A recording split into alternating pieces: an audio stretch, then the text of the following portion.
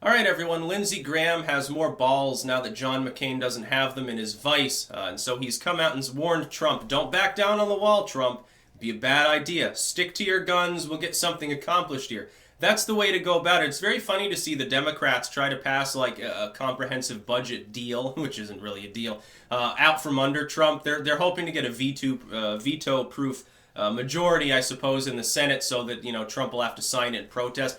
That would be very bad for the Republican Party because it would begin to re-illustrate Trump's entire point, which is that there are people within the Republican Party who dislike him so much for various reasons that they're not willing to actually do what the voters want them to do. Look, at least among the Republican Party loyal, the idea of securing the border is very, very popular. It's also marginally more popular than unpopular among centrists and independent voters. The only group of people in this country that thinks it's a bad idea to have a border are a bunch of far-left Democrats. Even a lot of the center-left don't care about the idea. We're talking about $5 billion in expenditures for the border crossings system and for the most vulnerable gaps in our border. The total cost would be $20 billion. If you were to redo the whole border defense system, more or less, it'd be $20 billion.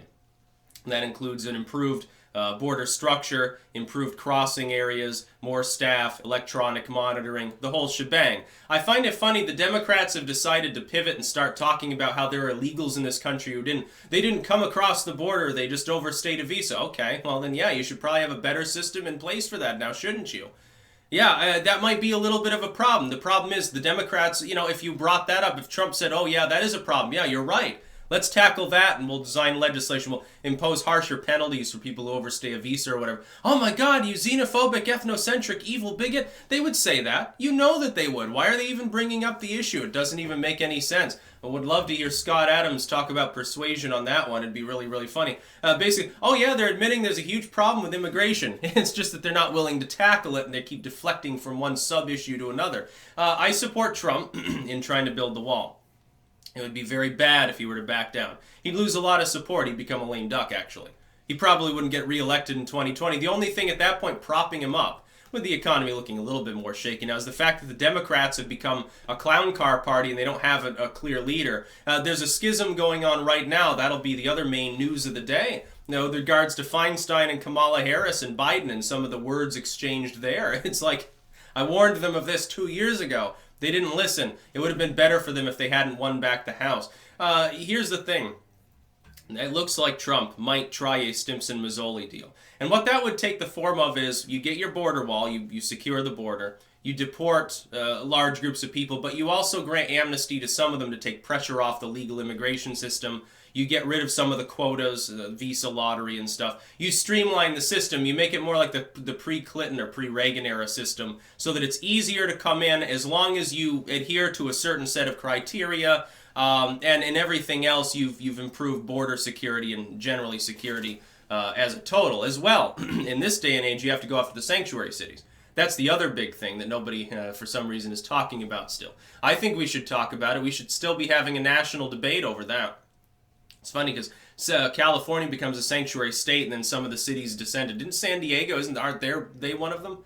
They said no, we're going to cooperate with ICE. Fuck the state of California. Fuck off. And it was very, very funny. What I would say is this: such a deal would be a good idea. Here's what you do. You get your wall funding. Along with that wall funding, you also get a crackdown on sanctuary cities and states. Make sure that people understand the federal government is predominantly responsible on this issue. If the states want to do a helping hand, if they want to pay more, grant more staff, or staff their own border in part, that's fine, but they can't, prevent the federal government from doing its proper job with regards to immigrations and customs enforcement. That's number one. And number two, in exchange for that, what Trump gives the Democrats is, hey, some of these dreamers, they've been educated here, they came here as little kids, they fought in the military. Yeah, I don't have a problem with them. If they haven't done anything else wrong, give them residency. And after a certain number of years, they pay their back taxes, they know fluent English and stuff. Yeah, they can be citizens, because it's no different than if they went through the normal process, in retrospect, that we will then streamline. Perfectly acceptable deal. They're already in the country.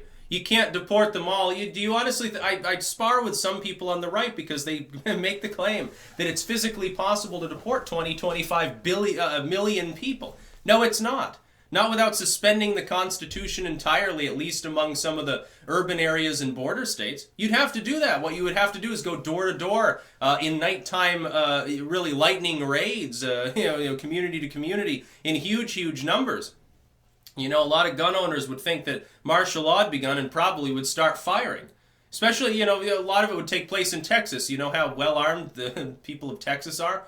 Yeah, you can deport 2-3 million people out of the state. The problem is you'll probably lose, 20,000-30,000 officers actually trying to do it. I think that might be count as a massacre. I think it might count as something that sparks a fucking civil war. I don't think that it's going to happen.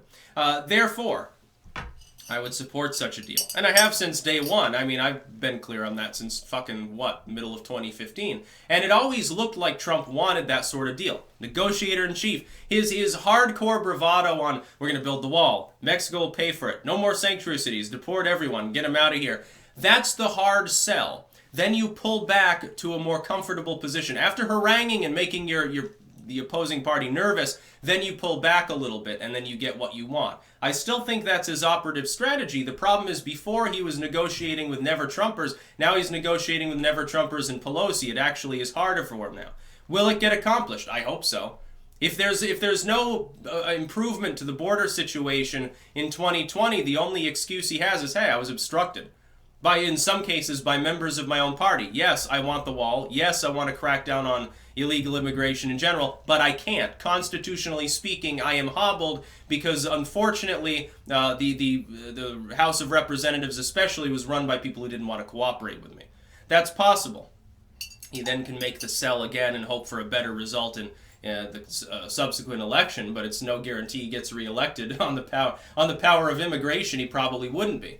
He's got good foreign policy. Economy is still doing well. There are other markers that are very positive for him, and the Democrats still haven't solidified. In fact, they're cracking up as we speak, like a fucking boat breaking up in the middle of the ocean. But that doesn't mean that Trump necessarily is reelected. The longer that this drags on, no one cares about the shutdown, but the longer this drags on without a resolution, the more weak Trump actually looks to everyone but his core fans. I'm not going to blame him because he's being obstructed, but the center right will.